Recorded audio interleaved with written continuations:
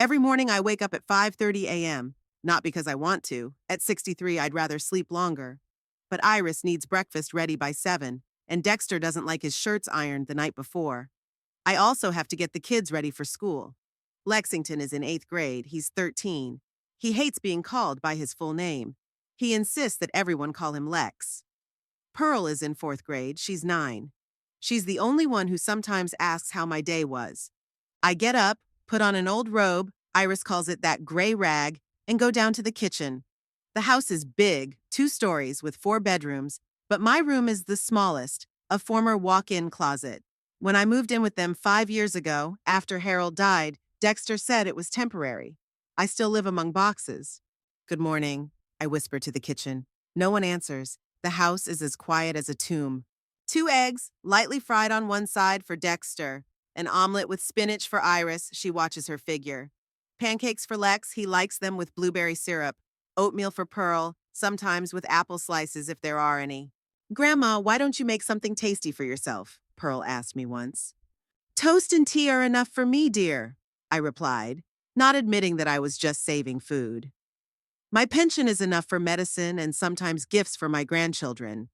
I give the rest to Dexter. For room and board, as he calls it. The kettle boils. I make myself some tea and look out the window. Rosville is slowly waking up. My neighbor is walking her dachshund. Mr. Fletcher, the old postman, is already delivering the morning mail. I used to know everyone here. Now it's a strange town. Or maybe I'm the stranger. God, not this porridge again? Lex appears in the kitchen, buried in his phone. I asked for pancakes. It's Wednesday, honey. Wednesdays are pancake days. I want pancakes with chocolate chips, he says without looking up from his screen. We don't have chocolate chips, I say guiltily. Maybe tomorrow? I'll ask Iris to buy some. Fine, I'm not hungry anyway, he says, grabbing an apple and leaving without touching the pancakes. Silence again. I clear away the untouched breakfast. Another day when my work seems pointless. Mom! Dexter's loud voice echoes through the house. You didn't iron my blue tie! I close my eyes for a second. I'm sorry, dear. I'll do it now. I climb the stairs, feeling pain in my knees. My arthritis is getting worse, but I don't mention it. Dexter already lectured me about last month's medication expenses. My son stands in front of the mirror, buttoning his shirt. Tall, handsome, with a touch of gray at the temples that only adds to his gravitas. He looks like his father when he was younger. The same direct gaze, the same confidence, and the same coldness. Mom, you know I have an important meeting today, he says irritably, snatching the tie from my hands. How could you forget? I didn't forget, I reply quietly. I just didn't have time. I can iron it right now. No need, he says, picking another tie from the closet. But please look after Pearl after school. She doesn't have any clubs today, and Iris and I will be home late. Of course, I nod as if I had other plans. When everyone leaves, the house is enveloped in a strange silence. I quickly wash the dishes, wipe down the countertops, and start the washing machine. Then I go to Lex's room. He never cleans up after himself, and Iris thinks it's my job. Among the scattered belongings and textbooks, I find a framed photograph. Dexter, Iris, and the children are at the beach last summer. They are smiling, tanned, and happy. I am not in the photograph. I did not go with them. There are only 3 bedrooms in the cottage, Dexter explained at the time. I put the frame back in its place and notice an envelope on the table. The letter is addressed to me. Strange, the mail is usually on the table in the hall. I open it. Dear Margaret, my mother's neat handwriting reads, I invite you to celebrate my 85th birthday next Saturday at 4 p.m. at the Silver Lagoon restaurant. Evelyn has organized everything. With love, Mom. 85 years old. I sit down on Lex's bed, holding the invitation in my trembling hands. Mom has always been strong, but age is taking its toll. The last time I saw her was at Christmas, and she looked tired. Evelyn had arranged everything. Of course, who else? My younger sister, the golden child of the Farnsworth family. Always perfect, always loved. You're not as pretty as Evelyn, my mother would say when I was a clumsy teenager getting ready for the school dance. Why can't you be as smart as your sister? My father would sigh when I brought home my report card. Evelyn is engaged to the judge's son, my mother would brag to her friends when I first started dating Harold, a simple mechanic. I close my eyes and memories wash over me. Evelyn in her custom-made prom dress, and me in a dress my mother altered. Evelyn is driving a new car, an 18th birthday present, while I got my grandmother's old watch. Evelyn is in college studying art while I'm working as a secretary to help support my family. The phone rings, pulling me out of my memories. Hello? Margot, it's me. Evelyn's ringing voice always sounds young. At 59, she looks 45 thanks to good genes and expensive cosmetics. Hi, Evie. I call her by her childhood nickname. I just got an invitation from Mom. That's why I'm calling. A strange note creeps into her voice. Listen, Margot. Mom isn't feeling very well. Dr. Bainbridge said she should avoid getting upset. What do you mean? I already have an idea where she's going with this. Well, you know how it is. You and Mom always have tense interactions. Maybe it would be better if you... She paused. Didn't come this time? The room suddenly became cold. I clenched the phone so tightly that my knuckles turned white. Are you asking me not to come to my own mother's anniversary? I'm thinking about her health, Margot. Evelyn sighs with feigned sympathy. Besides, it's going to be a small family celebration, just the closest relatives. I'm her daughter, Evie. Yes, but... She pauses again.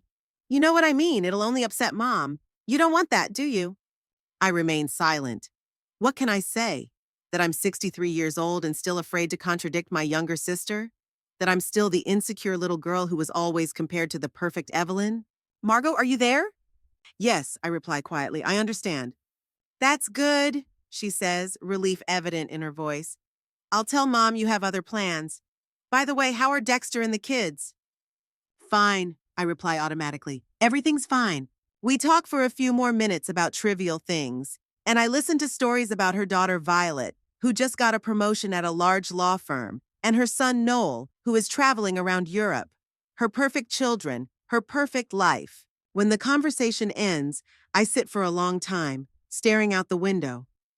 Behind the glass, Rosville goes on with its life. People rush about their business, laugh, argue, love. And here I am, in the room of a teenager who barely notices I exist. In a house where I live but don't belong. With an invitation to a party I've been asked not to attend. In the evening, when everyone comes home, I've already made dinner. Lasagna with salad, Dexter's favorite dish. Iris looks critically at the table. Carbs again? She purses her lips. I asked for something light. I'm sorry, I smile guiltily. I'll make you some steamed fish tomorrow. Don't bother. She cuts off a tiny piece of lasagna. I'll be fine. During dinner, Dexter talks about his day at the office. He works as a middle manager at an insurance company and dreams of a promotion. Iris nods and agrees. Lex is on his phone, and only Pearl occasionally glances at me with a smile. I drew you today, Grandma, she whispers to me when the others are engrossed in conversation. Really? I feel my heart warm. Can I see it? She nods and discreetly hands me a folded piece of paper. I hide it in my pocket. By the way, Mom, Dexter says suddenly, I saw an envelope from Grandma. What's in it? An invitation to her birthday party, I reply. Next Saturday. Oh, he raises his eyebrows. Are you going? I hesitate. Evelyn thinks it's better if I don't go. She says Mom isn't feeling well. Aunt Evelyn is right, Dexter nods. You know how Grandma reacts to, well, your stories. My stories. That's what he calls my attempts to talk about my life, about my feelings. To them, they're just old woman stories. Yeah, you're probably right, I say, looking down. But we'll have a girls' night, Pearl says suddenly. Grandma and I are going to bake cookies and watch cartoons. You're going to Samantha's birthday party that day, Iris reminds me. And Grandma shouldn't eat sweets. She has diabetes. I don't have diabetes, I say quietly, but no one is listening. After dinner, I wash the dishes, wipe the table, and load the dishwasher. When everyone goes to their rooms, I finally take out Pearl's drawing. It shows two figures, one small and one large, holding hands. Me and Grandma Margot is written in childish handwriting. I press the drawing to my chest and feel tears welling up in my eyes. In this house where I have lived for 5 years, only a 9-year-old child sees me for who I really am. Later, lying in my small room, I think about my mother's birthday. I am 63 years old, and I was not invited to my own mother's birthday party. More precisely, I was invited and then immediately canceled. Because I am not Evelyn. Because I was never good enough. I close my eyes and try to fall asleep, but the image remains before my eyes. A large table, the whole family together, laughter, gifts, champagne. And me, alone in an empty house, invisible even to those with whom I live under the same roof. A ghost in my own home. The morning after Evelyn's call was cloudy. I stood at the window watching heavy raindrops hit the glass. On days like this, my knees hurt more than usual, but there's no one to complain to. Dexter once said, "Mom, you always talk about your aches and pains. No one wants to hear that." Since then, I've kept quiet. My phone vibrated. It was Evelyn again. I took a deep breath, preparing myself for another dose of her condescension. "Good morning, Evie." "Margot, you won't believe it." Her voice rang with excitement. "I found the perfect gift for Mom. Antique silver candlesticks, just like the ones Grandma Eleanor had." I closed my eyes. Silver candlesticks. Of course, when Grandma died, all her valuables went to Evelyn. "She'll appreciate it more," Mom said at the time. I got an old chest of drawers and a few books. "That sounds wonderful," I said, trying to sound sincere. "Speaking of the holiday," her tone changed, becoming businesslike. "I've been thinking and I decided I was too harsh yesterday. You misunderstood me." "Really?" Bitterness slipped into my voice, but Evelyn didn't notice.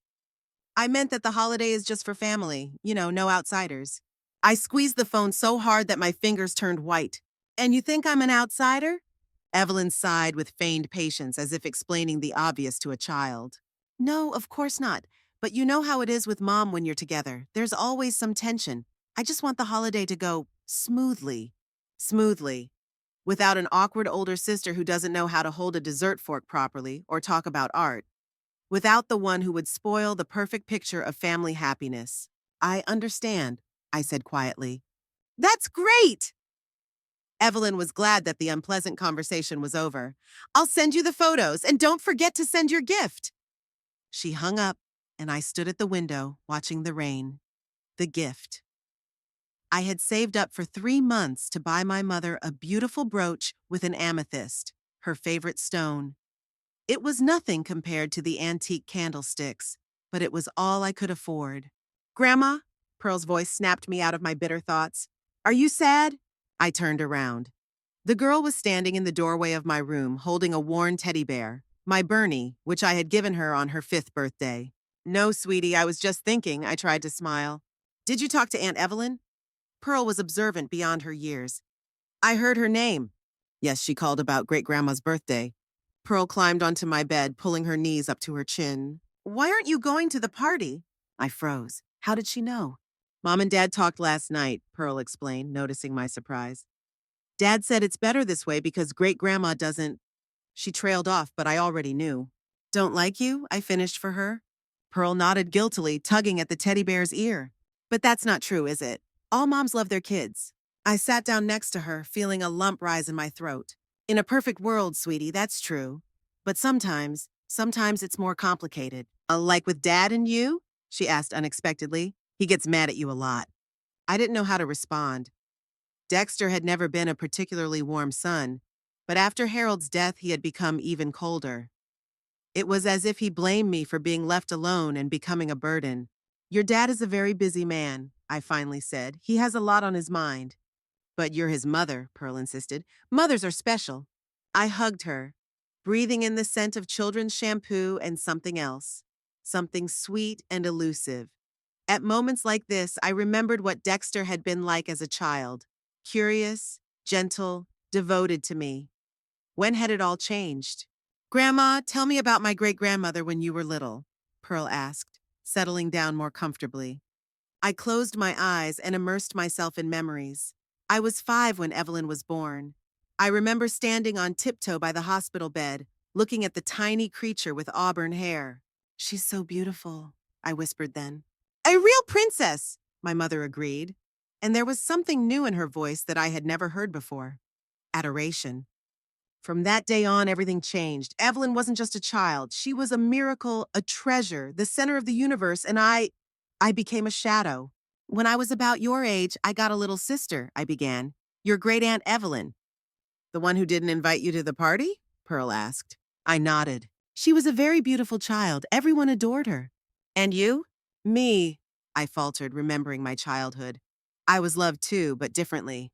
I didn't tell her about how I won the school reading contest when I was 7, but my parents didn't come because 2-year-old Evelyn had a fever, or how I broke my arm when I was 13, falling off my bike, but waited 3 hours for my mother to come home from Evelyn's dance recital, or about prom night when my father said, "It's a shame your sister can't be here. She would have brightened up this boring party." "Grandma?" Pearl tugged at my sleeve. "You're sad again." "No, sweetie, I'm just reminiscing." She rested her head on my shoulder. "You know I would invite you to my birthday party, even if you were old and wrinkled, even older than you are now." I laughed for the first time in days. "Thank you, sweetheart. That means a lot to me." We spent the rest of the morning together. I helped Pearl with her math homework. Then we baked cinnamon cookies. When the dough was ready, I showed her how to make animal shapes. An old trick my grandmother had taught me, the only person who never compared me to Evelyn. "Grandma was special," I told Pearl as I rolled out the dough. "She said that every person has their place in the world, their own special gift." "What's your gift?" Pearl asked, carefully cutting out a kitten with a cookie cutter. I thought about it. What was I best at? Being invisible, fitting in, accepting crumbs of attention as a great favor? "I'm a good listener," I finally said, "and I bake cinnamon cookies." Pearl nodded seriously. "Those are good gifts." At noon, Dexter called. His voice sounded tense. "Mom, you didn't forget that we're having dinner with the Fosters tonight, did you? At 6:30. I had completely forgotten. The Fosters were Dexter's colleagues, people who were important to his career. "Of course I remember," I lied. "I'm already making the shrimp salad." "Great, and wear something decent," he said, sounding worried. "Not that gray sweater of yours." The gray sweater was the warmest thing in my wardrobe, knitted by Harold. I wore it at home almost all the time. "Okay," I promised, "I'll wear the green dress." "The one you wore to Cousin Violet's wedding?" Dexter's voice sounded panicked. "Mom, that went out of style 10 years ago." "I have another one," I said, trying to sound confident. "Don't worry." I didn't have another dress, but I had an old suit that I wore to interviews when I was trying to find a job after Harold died. Dexter didn't know about those attempts. He immediately offered me to move in with them, so I wouldn't have to spend money on maintaining a big house. At the time, I was grateful. Now I realized that I had lost the last shreds of my independence. Hanging up the phone, I hurried to the kitchen. I had to quickly prepare dinner for 6 people, although there wasn't much food in the refrigerator. Iris had forgotten to do the shopping she had promised. Pearl helped me by cutting cucumbers for the salad. Her little fingers moved awkwardly but diligently. "Grandma, why do you always do what Dad says?" she asked suddenly. I froze with the knife in my hand. "Because—" I searched for words that a 9-year-old child could understand. "Because it's his house and I live by his rules." "But you're his mom." "Yes, but I'm old and I need help." Pearl frowned. "You're not old. Mrs. Henderson across the street is old. She even has a cane. You can run and bake cookies." I smiled. In the eyes of a child, 63 is not old. If only everyone thought that way. "Sometimes, Pearl, adults make choices that seem strange to others," I began cautiously. "When Grandpa Harold died, I was left all alone. I didn't have much money and your dad offered to let me live with you." "Couldn't you find a job?" she asked practically. I remembered the endless interviews where I was politely told that they were looking for someone younger or with more relevant skills. The computer literacy courses where I desperately tried to keep up with technology. The humiliating looks from young managers who saw me as just an old woman who didn't understand the modern world. "I tried," I replied quietly. "But we don't always get what we want." Pearl looked at me thoughtfully. "When I grow up," she said suddenly, "you'll live with me, and you won't have to listen to anyone." I hugged her, feeling tears welling up in my eyes. "That would be wonderful, sweetie." In the evening, the house filled with guests. The Fosters turned out to be a pleasant middle-aged couple. He was tall and graying. She was petite with lively eyes. They were accompanied by their son, a college student who spent most of the evening texting someone on his phone. Dinner went smoothly. I served the food, trying to be as inconspicuous as a good maid. Dexter introduced me simply.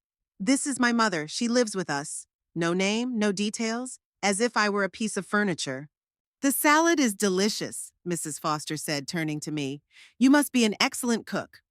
"Thank you," I smiled, glad that someone had noticed my efforts. "Mom always loved to cook." Dexter interjected. She has nothing else to do in her retirement. It sounded like an excuse, and I felt myself blushing with shame, as if my love of cooking was something shameful, a sign of laziness. What did you do before you retired, Mrs. Hadley? Mr. Foster asked. I worked as an administrator at my husband's auto repair shop, I replied. After he died, we had to close the business. A small family business, Dexter interjected again, as if apologizing. Nothing special. Nothing special. 25 years of my life invested in a workshop that Harold and I started from scratch. Nights spent poring over accounting books, talking to customers, searching for spare parts, solving 1,000 problems. To Dexter, it was all nothing special. How's your sister, Mom? He asked unexpectedly, changing the subject. You talked to her about Grandma's anniversary, right? I tensed up. Why was he bringing that up? Yes, we discussed the details. Evelyn is Mom's younger sister, Dexter explained to the Fosters. She's a very successful woman. Her husband is a famous architect, and her daughter is a rising star at a law firm in New York. How interesting, exclaimed Mrs. Foster. Are you going to your mother's anniversary together? There was an awkward pause. I stared at my plate, not knowing what to say. Actually, Dexter said slowly, my mom decided not to go. My grandmother is 85, and noisy celebrations tire her out. It was a lie, a blatant, shameless lie. I looked up and caught my son's eye. His eyes warned me not to say a word. Yes, I managed to say. It's better if there are fewer people. What a pity, Mrs. Foster said sincerely. Family holidays are so important. After dinner, when the guests had left, Iris began to clear the table. I got up to help, but she stopped me with a gesture. Don't bother, Margaret. You look tired. Go and rest. There was no concern in her voice, only a desire to get rid of me. I nodded and headed for the stairs, but Dexter's voice stopped me. Mom, can I talk to you for a minute? We went out into the backyard. The night air was cool, and stars sparkled in the dark sky like a scattering of diamonds. Harold and I used to love sitting like this in the evenings, looking at the stars and dreaming about the future. What did you want, dear? I asked. Dexter looked annoyed. Why did you tell the Fosters you were an administrator? It sounds so common. I blinked in surprise. But it's true. I really was an administrator. You could have said administrative assistant or manager. It sounds more respectable. I felt a wave of indignation rise inside me, but as always, I suppressed it. I'm sorry, I didn't think. Dexter sighed as if he were dealing with a disobedient child. And another thing, Mom, about Grandma's anniversary. I think Evelyn is right. You shouldn't go.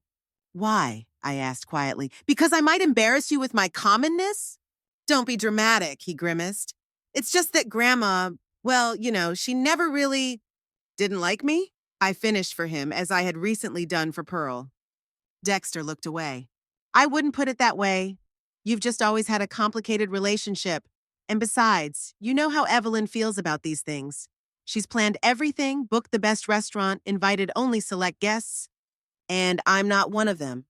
Mom, his voice hardened. I know it's unpleasant to hear, but sometimes you have to face facts. You never fit in with Grandma and Evelyn's circle. They're different, more refined, more educated. His words hurt more deeply than he could have imagined. Not because they were new. I'd heard similar things my entire life. But because they came from my son, my flesh and blood. You're right, I said in a lifeless voice. I won't go. Dexter patted me on the shoulder with relief. That's good. I'm glad you understand. I'll tell Evelyn. He went into the house, leaving me alone under the starry sky. I stood there, staring into the darkness, remembering the day Dexter was born. How I held him in my arms, tiny, with a wrinkled red face, and promised that I would always love him, always be there for him no matter what. I kept my promise, but did he? A surprise awaited me in the bedroom. There was a folded piece of paper on the pillow. I unfolded it and saw a new drawing by Pearl. A big cake with candles and the words, Happy birthday, Great-Grandma? I'm sorry Grandma Margot isn't here with us. I pressed the drawing to my chest, feeling tears rolling down my cheeks. The little girl understood what adults didn't. How painful it is to be excluded, rejected by your own family. Lying in bed, I thought about my life, about the choices that had led me here, always giving in, always agreeing, always being the good girl who didn't cause any trouble. Grandma Eleanor, the only person who accepted me for who I was, often said, Margaret, Your kindness is your strength, but don't let others use it against you. I didn't listen. All my life, I let others decide for me, dictate who I should be, what I should do, how I should live. First my parents, then Evelyn, now my own children. When will it end? With this thought, I fell asleep, clutching Pearl's drawing in my hand. The only person who didn't see me as a ghost or a burden, but simply as Grandma Margot, loved just for being herself. The anniversary came suddenly, as if I had blinked, and now it was here. For the last 3 days, I had tried not to think about the party I hadn't been invited to, but my thoughts kept returning to it, especially at night. I lay awake, remembering all the birthdays I had attended, the cakes, the candles, the presents, Evelyn in the center of attention, telling funny stories and receiving admiring glances. Me somewhere off to the side, quiet, invisible. Today, I won't even get that. Grandma, are you sure you don't want to go? Pearl stood in the doorway of my room watching me iron Iris's dress. I can tell, Dad, you changed your mind. I smiled at her naive belief that the words of a 9-year-old girl could change anything. It's okay, sweetie. I'd rather stay home. It'll be quiet and peaceful. But you'll be sad, she said, coming closer and twirling a hair ribbon around her fingers. A little, I admitted. But sometimes you have to respect other people's wishes, even if they seem strange to us. Pearl frowned.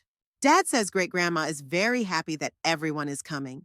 Even Uncle Noel is flying in from Europe. She fell silent, realizing she had said something wrong. I'm sorry, Grandma. It's okay, I stroked her head. I'm glad your cousin is coming. Mom will be happy. I tried to make my voice sound sincere. Noel, Evelyn's son, had been Mom's favorite since he was a child. She had once given him my grandfather's gold cufflinks, a family heirloom I had hoped to pass on to Dexter. Noel has the taste to appreciate them, she had said at the time. The door flew open and Iris swept into the room, elegant and irritated as always. Pearl, I've been looking everywhere for you. Hurry up, we need to braid your hair before the party. I can do it, I offered. Pearl and I often... No! Iris grabbed her daughter by the hand. I have something special in mind. By the way, did you iron my blue dress? Yes, here it is. I handed her the hanger with the dress I had ironed for almost an hour, trying to smooth out every wrinkle. Iris looked at it critically. The collar looks uneven. All right, it'll do. Margaret, you haven't forgotten that we'll be back late, have you? Of course not. Good. There's yogurt and salad in the fridge if you get hungry. And don't wait up for us, go to bed. She spoke to me as if I were a child being left home alone. Or a servant. I nodded, not trusting my voice. An hour later, the house was empty. Dexter, Iris, and the children had left for a party that was starting at 4 p.m. at the Silver Lagoon restaurant. Pearl hugged me goodbye, secretly slipping a small homemade card with a heart drawn on it into my hand. I'll bring you a piece of cake, she whispered. Thank you, sweetie. Dexter was unusually lively. He put on his best suit and even tied the tie Evelyn had given him last Christmas. Don't be sad, Mom, he said as he left the house. We'll call if we're going to be back late. Iris said something to him and they laughed. I stood in the doorway watching them go, feeling like a ghost, invisible to the living. When the car disappeared around the corner, I returned to the empty house. Silence fell upon me like an avalanche. Strangely, for the first time in a long time, I felt relieved. No one would criticize me, boss me around, or look at me with irritation or pity. I could be myself without fear of disappointing anyone. I made myself a cup of tea and settled into Dexter's chair, a small act of defiance that no one would notice. I sat there, listening to the ticking of the clock and the sound of the wind outside the window. Then I suddenly remembered the boxes in my room, the ones I hadn't unpacked in the 5 years I'd lived there. Why not, I thought. It's time to sort out the past. There were 4 boxes. The first one contained books I once loved, worn Jane Austen novels, Emily Dickinson poetry collections, and several Agatha Christie detective stories. I ran my fingers over the spines, remembering the evenings when Harold was busy with his drawings for a new engine model, and I was reading by the light of the desk lamp. The second box contained documents, insurance policies, receipts, contracts, a life that fit into official papers, our marriage certificate, Dexter's birth certificate, Harold's will. I put them aside. It was too hard. The third box contained Harold's things that I couldn't bring myself to give away. His old watch, which he wore every day, The cufflinks I gave him for our 20th wedding anniversary. A worn leather wallet with a photo of the three of us. Him, me, and little Dexter. I pressed the wallet to my chest, feeling my heart tighten. 5 years had passed and the pain was still fresh. The fourth box was the largest and heaviest. I knew what was inside, but I still froze when I opened the lid. Photographs. Hundreds of photographs collected over a lifetime. They lay in a jumble. When I was getting ready to move, I had just thrown them into the box, unable to sort them out. I started looking through the pictures, and time seemed to flow backwards. There I was as a child, with pigtails and a crooked smile. There were my parents, young and beautiful, on a picnic by the lake. There was Evelyn in a fluffy dress on her 16th birthday. I found a photo that made me freeze. It was Christmas. I was about 13, and Evelyn was 8. We were standing by the Christmas tree, and I was hugging my sister around the shoulders. She was laughing at the camera, and I was looking at her with an expression of adoration. When did everything change? When did my love for my little sister turn to bitterness and envy? As I sorted the photos into piles, I came across an album I hadn't seen in years. It was covered in faded red velvet with gold lettering that read, "The Farnsworth Family." I opened it, and the first photo made me frown. It was my mother, very young, holding a baby in her arms. The caption read, "Elizabeth with Margaret, 2 months old." Nothing strange about that, except for one detail. I had never seen this photo before. And my mother looked different, unusually happy, glowing from within. That's how I only saw her in photos with Evelyn. I continued flipping through, and the further I went, the more confused I became. Photos from the first 2 years of my life that I had never seen before. My mother feeding me from a bottle, me taking my first steps, my father holding me on his shoulders. And in all these photos, they looked happy, loving, proud. And then, as if someone had flipped a switch, everything changed. The photos became more formal, colder. My mother kept me at a distance. My father looked away. And when Evelyn appeared, they started smiling again, but not at me. Something had happened. Something that changed their attitude toward me. But what? I pulled a few more albums out of the box, feverishly flipping through the pages, looking for answers. And I found another oddity. In several early photos, my mother looked different from how I remembered her. A little taller, with a different cheekbone line and darker eyes. Maybe it was the lighting or the quality of the old photos. But the more I looked, the stronger the feeling grew that something was wrong. In one of the albums, I found a yellowed newspaper clipping. "Tragedy in the Farnsworth Family," read the headline. I started reading, but the text was cut off. Only part of it was visible. A terrible car accident claimed the lives of... The family is in deep mourning. Little Margaret was left behind. My heart began to beat faster. I had never heard of this accident. No one had ever mentioned it. What had happened? And why had no one said anything about it? I turned the clipping over, hoping to find the date, but found only part of another article about a city festival. Judging by the mention of Mayor Greenwood, it was around 1962, the year I was born. The phone rang, making me jump. I looked at the screen. No name was displayed. "Hello?" I said cautiously. "Margaret." My mother's voice was weak and shaky, but recognizable. "Is that you?" "Mom?" I couldn't hide my surprise. "Happy birthday. I didn't expect you to call." There was a pause, and I heard her breathing heavily. "Margaret, I have something to tell you." Her voice sounded strange, as if she was gathering strength for something important. Mom? What's wrong? Are you okay?" Yes, she sighed. "Just a little tired, these holidays. At my age, they're exhausting." "I understand," I said softly. "But I hope you're enjoying yourself." Evelyn organized everything perfectly, as always. Her voice had a familiar note of admiration. "It's a shame you're not here with us." I closed my eyes. A shame? But she and Evelyn were the ones who decided I didn't belong at this party. I'm sorry too," I lied. "Margaret," my mother said again, and there was something new in her voice, something almost desperate. "I want you to know, I've always..." "Elizabeth!" I heard Evelyn's voice in the background. "Who are you talking to? The guests are waiting." "I have to go," my mother said quickly. "I'm sorry, Margaret. I'll call you later." "Of course, Mom. Enjoy your day." The connection was cut off, and I sat there surrounded by scattered photos, puzzled by the strange call. What did she want to tell me? And why did she call now in the middle of her own party? I returned to the albums, still trying to understand what these strange discrepancies meant. In the last album, which I hadn't looked through yet, I found photos of my mother with her sister, my Aunt Viola. They looked very much alike, especially when they were young. Aunt Viola died young, and I barely remembered her. They said she had been seriously ill. In one of the photos, they were standing next to each other, both pregnant, smiling, with their hands on their bellies. The caption read, Elizabeth and Viola, June 1962. My mother must have been pregnant with me. I was born in November of that year. Who was Aunt Viola expecting? Did she have children? I had never heard of them. The confusion in my head grew. I felt like I was touching something important, but I couldn't put all the pieces together. It was like looking at a painting through a foggy glass. The general outline was visible, but the details were blurred. It was already dark when I finally tore myself away from the photographs. My back ached from sitting on the floor for so long, and my stomach was rumbling with hunger. I put the photos back in the box, leaving a few of the strangest ones to look at in better light. I went down to the kitchen, reheated the soup I had made in the morning, and ate it while looking out the window at the street lit by streetlights.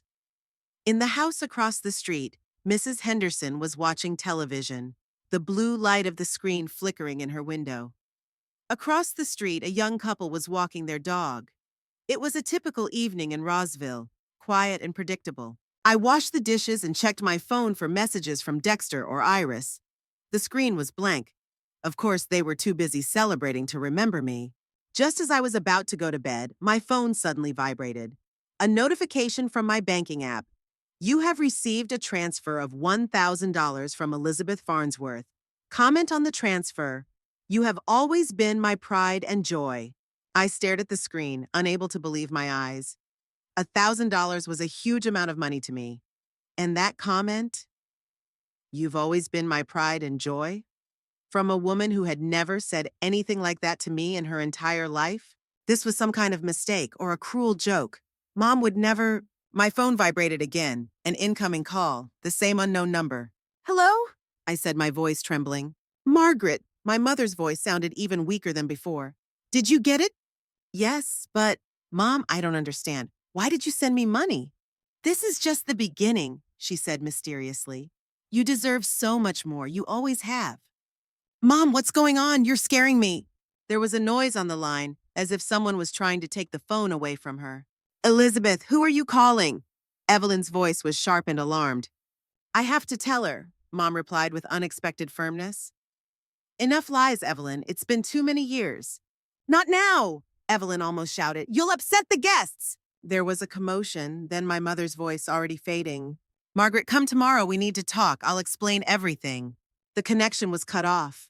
I stared at the silent phone, feeling my heart pound in my chest. What was my mother going to explain to me? What secret was hidden behind these strange photos, her unusual behavior, and her unexpected transfer? You have always been my pride and joy. I reread that phrase over and over, unable to believe that my mother had actually written it. All my life I had waited for even a hint of approval from her, even a hint that she was proud of me. And now, at 85 years old, those words had suddenly appeared in a bank transfer. Something was wrong. Something was very, very wrong. I went up to my room and took out the photos I had put aside. I spread them out on the bed, trying to find a connection, to solve the mystery. A young woman who looked so much like my mother, yet was different from her. A newspaper clipping about some tragedy. Mom and Aunt Viola, both pregnant.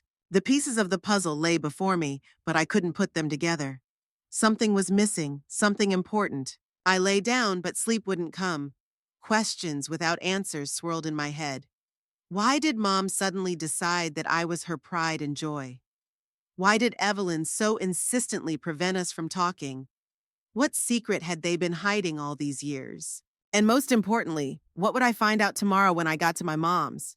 With these thoughts, I spent a sleepless night listening to the wind rustling the leaves outside the window and waiting for my family to return. But no one came. Apparently, they decided to stay with Evelyn or at a hotel near the restaurant. I lay in the dark thinking about the strange phrase my mother had written in the comments to the translation. You have always been my pride. Always. Not sometimes, not recently, but always. As if all these years of coldness, comparisons, and neglect were a mask, a game, a lie. Who are you really, Margaret Hadley? And who is your real family? I never spoke to my mother the day after her anniversary. In the morning, when I was about to go to her, Dexter called. Mom, don't you dare go to Grandma's. His voice sounded unusually alarmed. She got sick last night and was taken to the hospital. My heart sank with anxiety. What happened? Is she okay? Evelyn says the doctors are doing everything they can, he said quickly, as if he were in a hurry. But she's in serious condition. Heart attack. I closed my eyes, remembering our strange conversation the day before. Maybe the excitement had triggered the attack. Maybe it was my fault. Which hospital is she in? I'll go there. No, Dexter replied sharply. Evelyn asked me to tell you that no one should come. They have strict visiting rules, only immediate family. I clenched my teeth, holding back the bitterness. I'm her daughter, Dexter. I know, Mom. He softened his tone. But Evelyn is already there, and the doctors asked not to disturb the patient. I'll tell her you're worried. I hung up, feeling helpless and hurt. Even at a time like this, Evelyn was pushing me away as if I were a stranger. I called the hospital for 3 days, but they told me that patient information was only given to immediate family members who were already receiving updates. That is, Evelyn. When I tried to explain that I was her daughter, I was politely but firmly referred to the authorized family member. On the 4th day, Evelyn called me. Her voice was strangely calm, almost cold. Margot, Mom died this morning. The funeral is the day after tomorrow. The world around me reeled. I had expected anything but this. Not so soon. Not before I had a chance to talk to her. How did it happen? I could barely speak. Second heart attack, Evelyn replied briefly. The doctors couldn't do anything. Why didn't you call earlier? My voice trembled with tears. Why couldn't I say goodbye to her? It all happened so fast, she said without a hint of sympathy. The funeral will be on Wednesday at 11 o'clock at St. Catherine's Church, then the cemetery. Evelyn, I took a deep breath. Before she died, my mother tried to tell me something. She transferred money to me with a note saying, "You have always been my pride and joy." What does that mean? There was a long pause. I have no idea what you're talking about, she finally said. Mom wasn't herself in her last days. She was delirious and saying strange things. Don't worry about it. But the transfer is real and the words, Margot, she interrupted irritably. My mother just died. I don't have the time or energy to discuss your fantasies. Come to the funeral if you want, or don't. I don't care. She hung up and I stood there, pressing the phone to my ear, as if waiting for someone to explain what was going on. When Dexter came home from work, I told him about Evelyn's call. Grandma died? He looked shocked. But I thought she was getting better. Did you talk to Evelyn? Yes, yesterday, he frowned. She said Grandma was awake and would be discharged soon. I shook my head, not understanding why Evelyn would lie to her own nephew. Something's not right here, Dexter. Mom was trying to tell me something before she died, and Evelyn clearly doesn't want me to know. He shrugged. Mom, don't start. Aunt Evelyn is devastated. People in that state often say strange things. In the evening, the whole family gathered. Iris offered her formal condolences. Lex nodded mournfully when he heard the news and immediately returned to his phone. Only Pearl hugged me and held me for a long time. I'm sorry, Grandma, she whispered. I know you love Great-Grandma, even if she wasn't very kind to you. The next morning, I took out my old black dress, the one I wore to Harold's funeral. It hung on me like a coat hanger. I had lost a lot of weight in 5 years. I pinned it up so I wouldn't look completely sloppy and gathered my hair into a simple bun. When I went downstairs, Dexter gave me a critical look. Maybe Iris could lend you something more appropriate? This is appropriate, I replied quietly. This is my morning dress.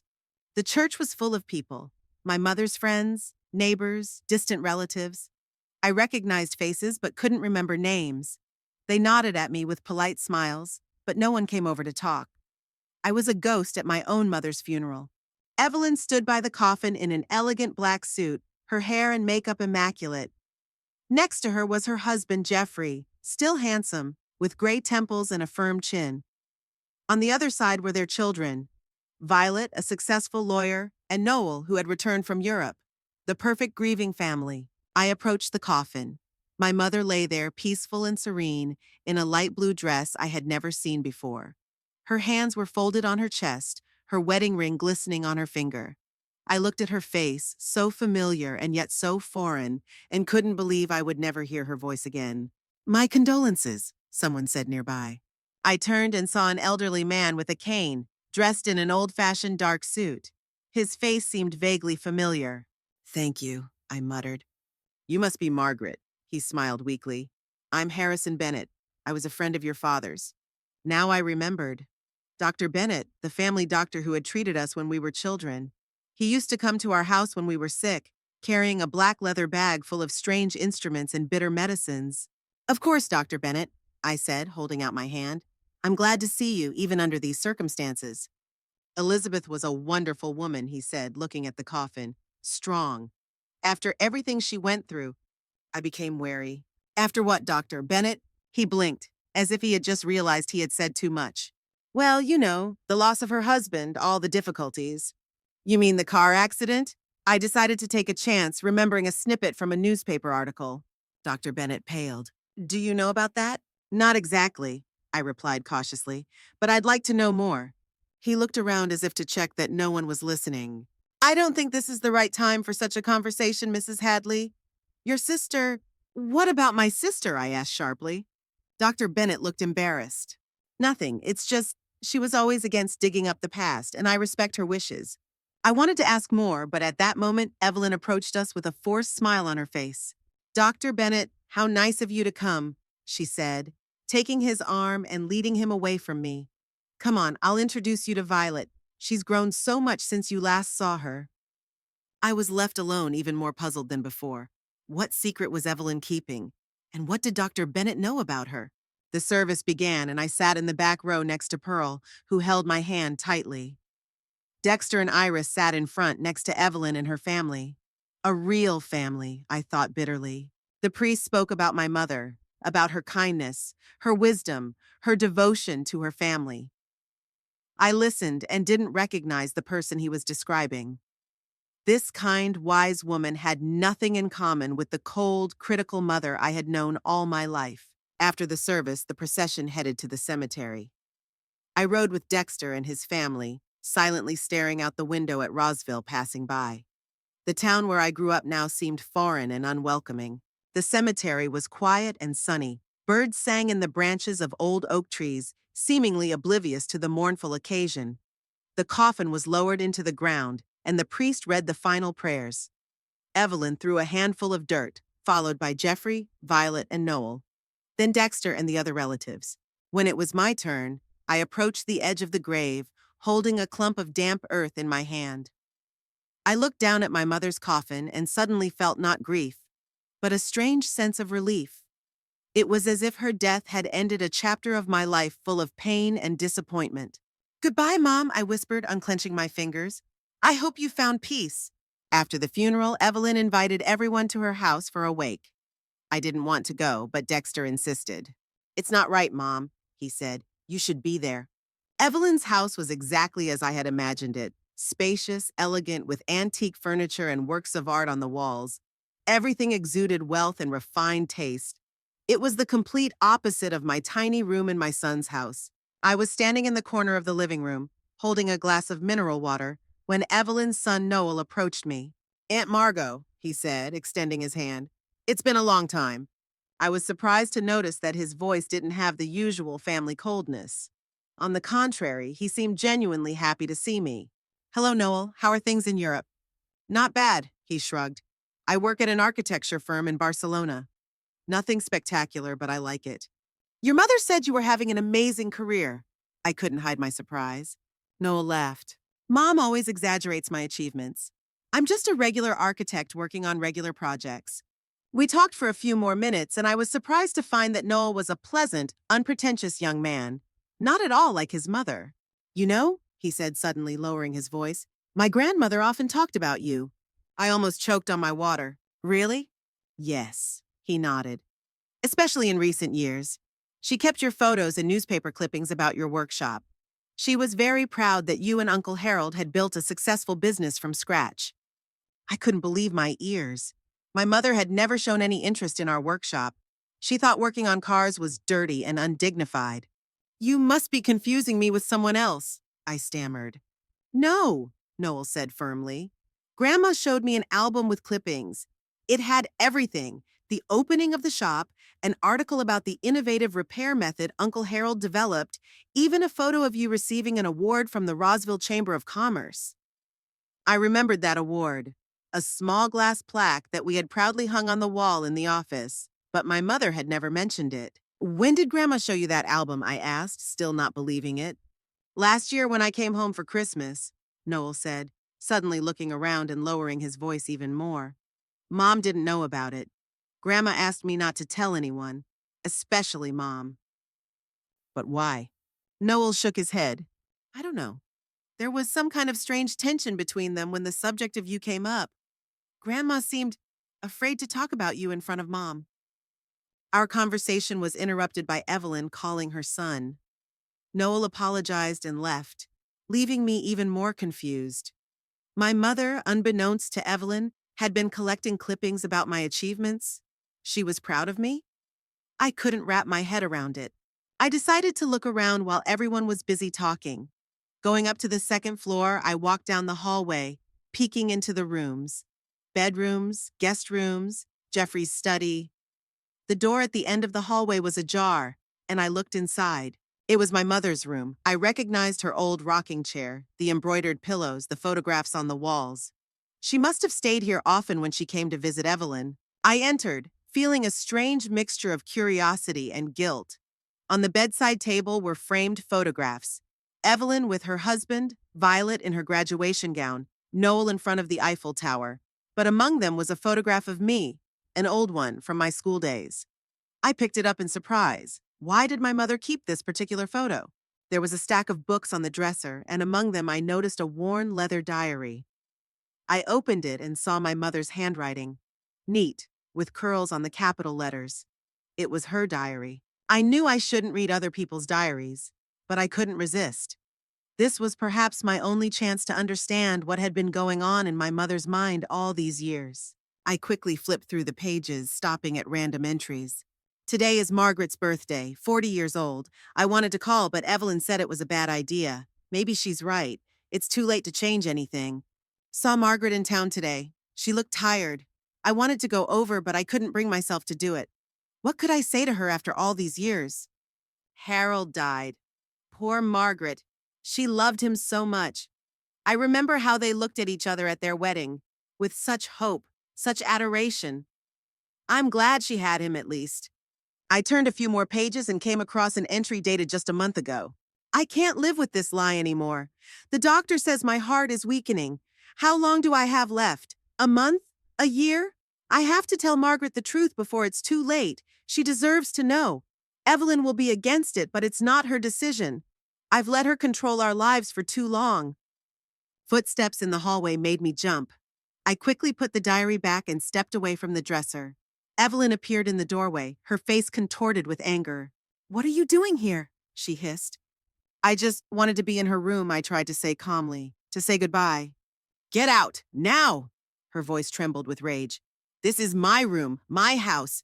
You have no right to go through other people's things. I walked past her silently, feeling the blood rush to my face. The familiar feeling of humiliation washed over me again. Even on the day of her mother's funeral, Evelyn managed to make me feel worthless. Downstairs, I found Dexter and told him I wanted to leave. Already? He frowned. It's not proper to leave so early. I don't care, I replied wearily. I can't stay here any longer. He reluctantly agreed to drive me home, but he went back to the wake. I was left alone in the empty house, overwhelmed with questions and no answers. What lies had my mother been hiding? Why was she afraid of Evelyn? And what truth did she want to tell me? That evening, when the family returned, Dexter brought me an envelope. This is for you, he said. Evelyn found it among Grandma's things. Your name is on it. I took the envelope with trembling hands. It was thick, stuffed with papers, sealed with wax. Old-fashioned, like everything my mother did. Do you know what's in it? I asked. Dexter shook his head. Evelyn said they were some old documents. She wanted to throw them away, but I insisted on giving them to you. When he left, I carefully opened the envelope. Inside was another smaller one labeled, Margaret, open after my death. And then there was a stack of yellow documents, old photographs, and a letter. I started with the letter. Dear Margaret, if you are reading this, it means I am no longer here. I should have told you everything a long time ago, but I didn't have the courage. Now that death is so close, I am no longer afraid of the truth, but I'm afraid that I will not have time to tell you everything I need to say in person. That is why I am writing this letter. You are not my biological daughter, Margaret. You are the daughter of my sister Viola and her husband Richard. They died in a car accident when you were 2 years old. You were in the car with them, but you miraculously survived. You were thrown out of the car through a broken window. When I heard about the tragedy, I took you in immediately. Your father George and I adopted you officially, although we never told you about it. We loved you, Margaret. We loved you very much. The first few years were happy. You were such a smart, lively child, so much like Viola. But then Evelyn was born, and everything changed. I fell ill after giving birth and sank into a deep depression. George couldn't cope with 2 children and a sick wife. He started drinking. He became violent, especially towards you. You reminded him so much of Viola, whom he never loved. When you started school, George insisted that we stop pretending. He said you had to know your place, that you weren't a real Farnsworth. I was too weak to stand up to him, and too scared to lose his support with 2 children to raise. That was the beginning of a cruel division. Evelyn was the beloved daughter, and you were the unwanted foster child. I watched it break your heart, but I couldn't find the strength to change the situation. When George died, I wanted to make things right. But by then, Evelyn had fully embraced her role as the golden child. She fiercely resisted any attempts to make you equal. And I was too weak again. Now I realize how wrong I was, how much pain I caused you with my silence and cowardice. You deserved better, Margaret. You deserved to know the truth about your real parents, 2 wonderful people who loved you more than life itself. In this envelope, you will find their photos, adoption papers, and your birth certificate. Everything I have left of Viola. I want you to know that despite all my mistakes, you have always been my pride and joy. I watched your successes from afar, rejoiced in your happiness with Harold, and admired your strength when you lost him. Forgive me if you can, and know that I loved you, in my own way, not strongly enough, not bravely enough, but I loved you. Your mother, despite everything. Elizabeth Farnsworth. I sat there, unable to move, rereading the letter over and over again. Tears streamed down my cheeks, dripping onto the paper and smudging the ink. I was not the daughter of Elizabeth and George Farnsworth. I was the daughter of Viola, the woman in the photographs who looked so much like my mother but was still different. The woman whose face I hardly remembered. With trembling hands, I laid out the documents. A birth certificate for Margaret Eleanor Becker, daughter of Viola and Richard Becker. Adoption papers dated 1964, when I was 2 years old. A newspaper clipping about a terrible accident on a mountain road that claimed the lives of a young couple. Only the child survived by a miracle. Photographs. Viola and Richard at their wedding, young, happy, in love. Viola holding a baby, me. Richard tossing me in the air, my childish laughter captured on film. And another photograph, 4 adults and a little girl. Viola and Richard, Elizabeth and George, and me between them, holding my mother and aunt's hands. The last photo before the tragedy, as it was written on the back. Everything fell into place. Strange inconsistencies in family albums. The sudden change in attitude towards me after Evelyn's birth. The coldness of the father I had considered my own now took on a terrible meaning. He wasn't my father. He was a man who had agreed to adopt an orphan out of pity or a sense of duty to his late sister-in-law, but who had never accepted me as his own. I cried, clutching photos of people I barely remembered, my real parents. They loved me. They looked at me with pride and tenderness.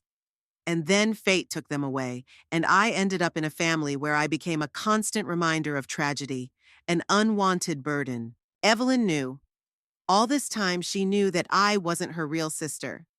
Maybe that's why she so jealously guarded her status as the beloved daughter? Maybe that's why she so persistently pushed me away from the family, from my mother, from my inheritance? Was she afraid that the truth would come out and I would take the place that was rightfully mine? I spent a sleepless night rereading the letter and looking at the photos. By morning, the feelings of bitterness and betrayal had been replaced by a strange calm. I finally understood why I had felt like a stranger in my own family my whole life. I was a stranger. At breakfast, Dexter noticed my red eyes. "Are you okay, Mom?" he asked with a rare look of concern. "Yes," I tried to smile. "It's just hard to realize she's gone." He awkwardly patted me on the shoulder. "I know, but Grandma lived a long life, and in her last years, her health declined rapidly." I nodded, not wanting to argue. Dexter didn't know that his grandmother was actually my aunt, that our entire family history was based on a lie. "What was in that envelope?" he asked suddenly. "Some important documents?" I hesitated. Should I tell him the truth? But how could I explain that all these years he hadn't known who I really was, who his real grandmother was? "Just some old photos," I lied, "and a letter, a personal one." He nodded, clearly losing interest in the subject. "Aunt Evelyn said there's a meeting with a notary next week about the will." "The will?" I was surprised. "Mom left a will?" "Apparently so. Aunt Evelyn asked all the relatives to be there. You, me, Iris, Violet, Noel, everyone Grandma mentioned." I wondered why Evelyn wanted me to be there. She must have known about the letter my mother left me. She knew I was already in on the family secret. What was she up to? 3 days after the funeral, I decided to visit Dr. Bennett.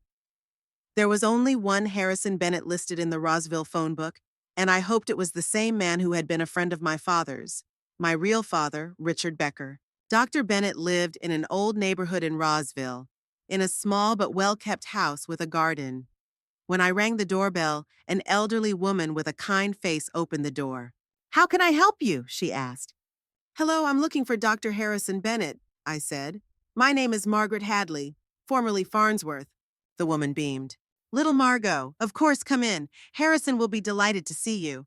She led me into a cozy living room where Dr. Bennett was sitting in an armchair by the window, reading a book. When he saw me, he put the book down and stood up, leaning on his cane. "Mrs. Hadley, what a pleasant surprise." "Please call me Margaret," I said, shaking his hand. "Or Margot, as I was called as a child." "Only if you call me Harrison," he smiled. "Sit down, Betty dear, bring us some tea." His wife nodded and disappeared into the kitchen. We sat down opposite each other, and I noticed how intently he was looking at me. "You look so much like your mother," he said suddenly. "Viola, I mean." I shuddered. He knew. "So you know?" I asked quietly. He nodded. "Of course, I was your family doctor for many years. I delivered you. It was I who suggested to Elizabeth and George that they adopt you after that tragedy." "Tell me," I begged. "Please. I know almost nothing about my real parents."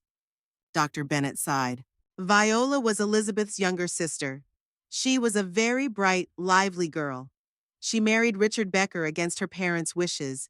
They didn't think he was wealthy enough or had enough prospects. But they loved each other. They loved each other very much." He smiled at the memory.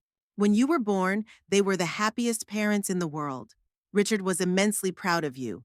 He showed your photos to all his friends. Viola joked that he would wear the pictures out." Tears welled up in my eyes. "What happened?" I whispered. "How did they die?" Dr. Bennett's face became serious.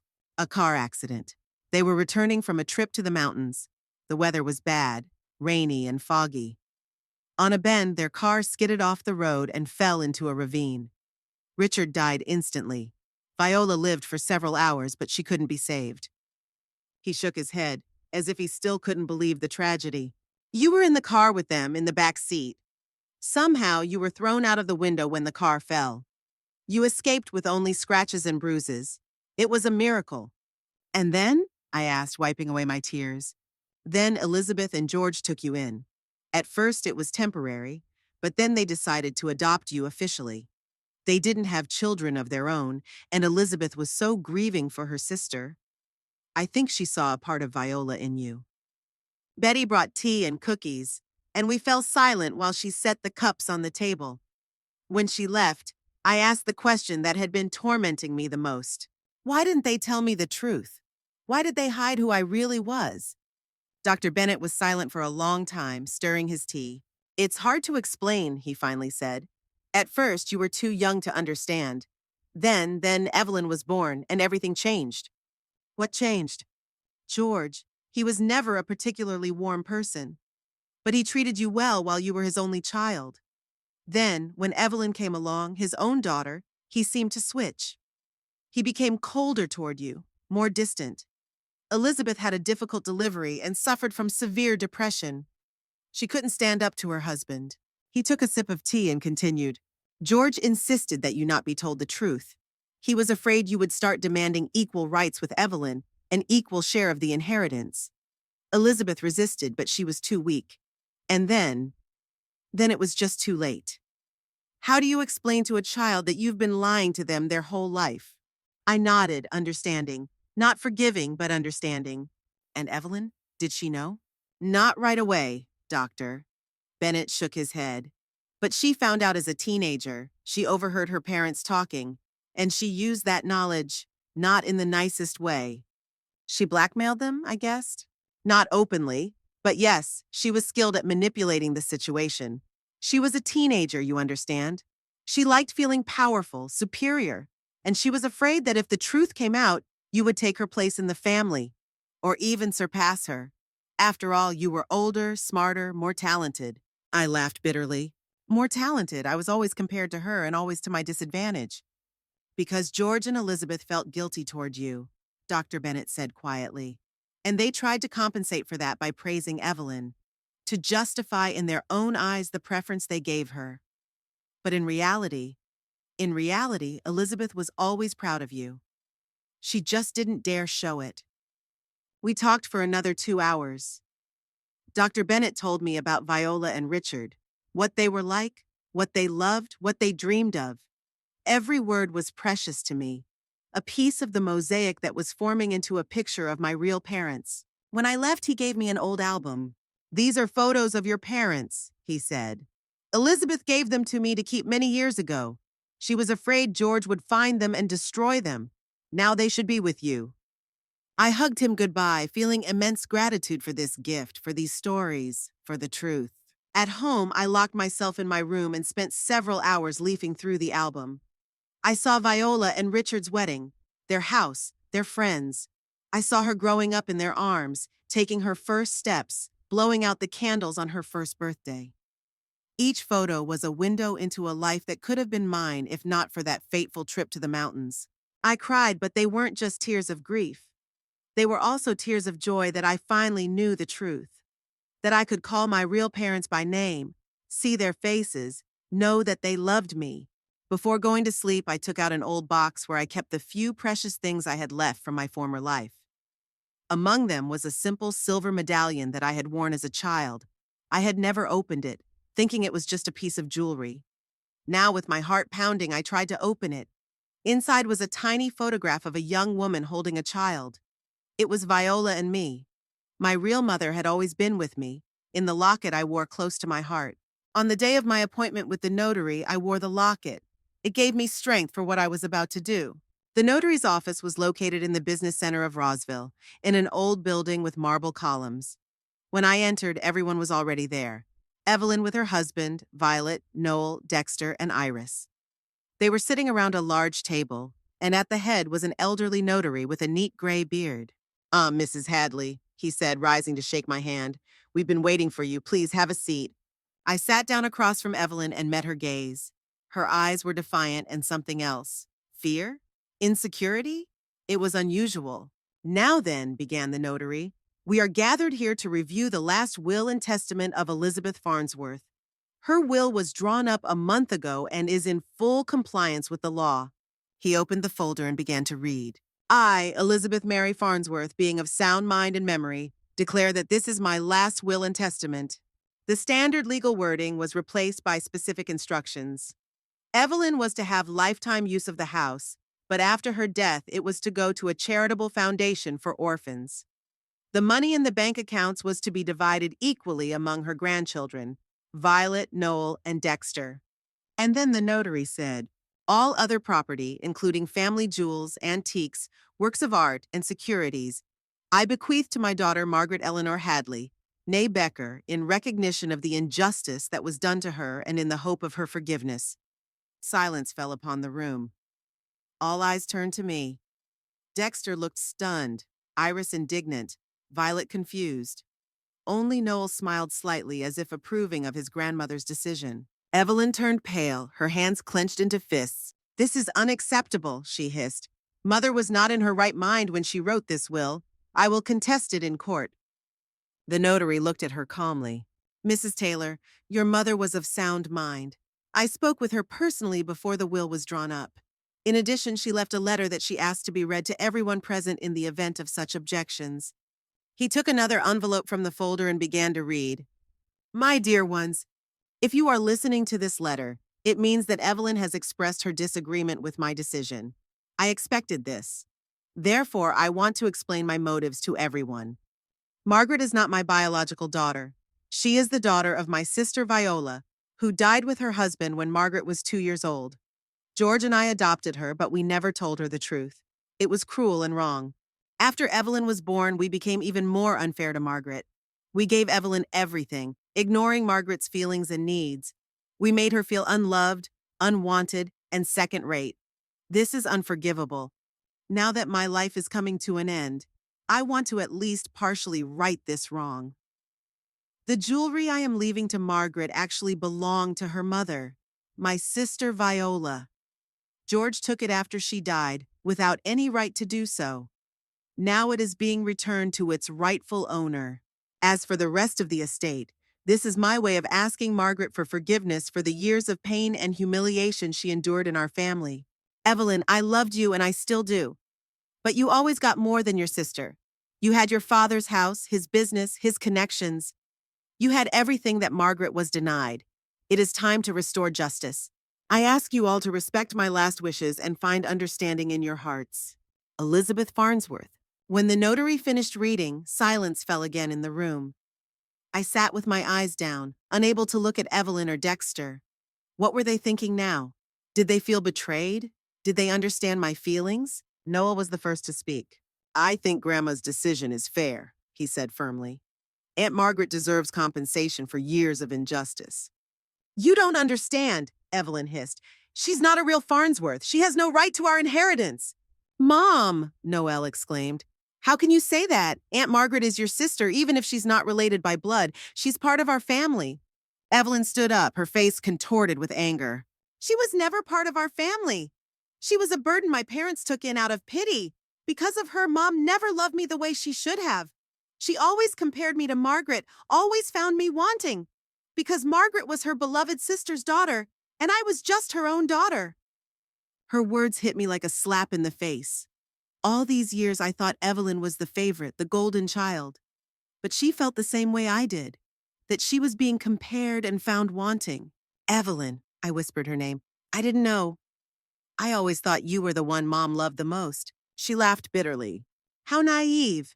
Mom never loved me the way she loved you. She just felt guilty towards you and compensated for it with material things. But in her heart, it was always you, Viola's daughter whom she adored." I shook my head, unable to believe my ears. "But she always criticized me, always compared me to you." "Because she wanted you to be better," Evelyn exclaimed. "Because she believed in you, and me she just tolerated." We looked at each other. Two women who had lived their lives in the shadow of another's supposed love. Two sisters, separated not by blood, but by misunderstanding and fear. "I'm going to contest this will," Evelyn finally said, getting ready to leave. "And I'm going to win." She left, slamming the door behind her. Jeffrey apologized and followed her. Violet nodded awkwardly and left as well. Only Dexter, Iris, Noel, and the notary remained. "Grandma, wasn't your real mother?" Dexter said slowly, looking at me as if he were seeing me for the first time. "Why didn't you ever tell me?" "I only found out a few days ago," I replied, "from a letter she left me." Dexter looked shocked. "But that means my great-grandmother and great-grandfather were Viola and Richard Becker?" I nodded. "Yes." The notary cleared his throat delicately. "If you'll allow me, I'll finish reading the will. There are a few more items." We nodded silently, and he continued. "I also leave to my daughter Margaret Eleanor Hadley the house at 17 Elm Street in Rosville, which I purchased in her name a month ago. Her mother, my sister Viola, grew up in that house, and I think it is right that it should return to the Becker family." I couldn't believe my ears. The house on Elm Street was an old mansion with columns, one of the most beautiful in Rosville. and now it was mine. After the will was read, Dexter and I went outside. Iris got into the car and we stayed on the steps of the office, not knowing what to say to each other. So you have your own house now, Dexter finally said. Are you going to move in? I shrugged. I don't know, it all happened so suddenly. He looked at me with a strange expression, a mixture of surprise, embarrassment, and maybe respect. You know, Mom, I never thought that you weren't Grandma's daughter. It's strange. It's strange for me too, I admitted. All my life I thought Elizabeth and George were my parents. And it turns out that my real parents were people I hardly remember. Dexter was silent, staring into the distance. Are you mad at Grandma for hiding the truth from you? I thought about it.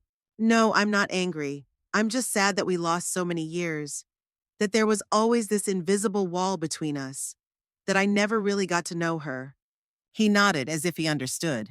Aunt Evelyn won't back down, you know. She'll fight for the inheritance. I know, I sighed. But I don't want jewels or money. All I wanted was the truth, and now I have it. We stood there for a while longer, and then Dexter suddenly hugged me, for the first time in many years. It doesn't matter whose daughter you are, he said. You're my mother, and I'm glad you finally know the truth. I hugged him back, feeling something change between us. It was as if the truth, revealed after so many years, was beginning to heal not only old wounds, but also lay the foundation for a new, more sincere relationship. A week later, I moved into the house on Vyazovaya Street. Pearl helped me unpack my things, eagerly exploring the rooms of the old mansion. Did your real mother live here? She asked, peeking into another room. And you too, when you were little? Yes, I smiled, watching her enthusiasm. Actually, I don't remember it very well. I was only 2 when my parents died. Pearl looked thoughtfully at the old staircase leading to the second floor. Grandma, aren't you afraid to live alone in such a big house? I laughed. No, dear. After so many years in a small room, it's a real luxury to have so much space to myself. We were arranging books on the shelves when the doorbell rang. I opened it and saw Noel holding a large box. Hi, Aunt Margot, he smiled. I thought this might be yours. The box contained old photo albums, letters, diaries, everything that remained of Viola and Richard Becker. Evelyn had kept them all these years without showing them to anyone.